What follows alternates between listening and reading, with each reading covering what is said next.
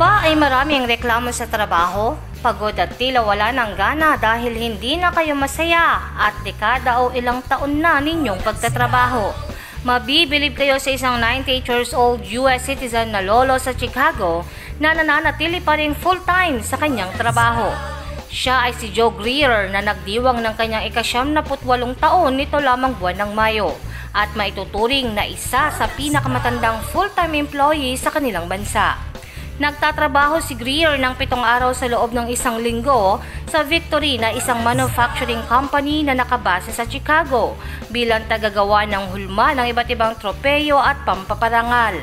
Pagbabahagi ni Greer ang pangunahing dahilan kung bakit patuloy pa rin siyang pumapasok sa trabaho araw-araw ay dahil ito daw ang nakakapagbigay kasiyahan sa kanya dahil ang mga bagay na nakasanayan na niyang gawin ay patuloy pa rin niyang nagagawa sa kasalukuyan.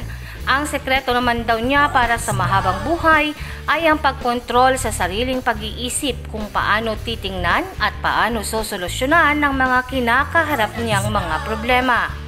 Pagbibigay din nito ng pagiging positibo ang pangunahin niyang dahilan para palaging makatawa at para sa kanya ang pagtawa ay napakasimpleng bagay lang para gawin.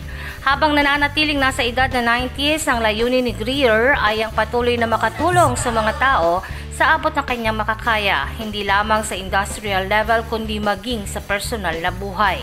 Binigyang pagkilala naman si Greer sa New Life Holiness Church dahil sa kanyang dedikasyon at pagbibigay ng inspirasyon sa pagmamahal sa kanyang trabaho.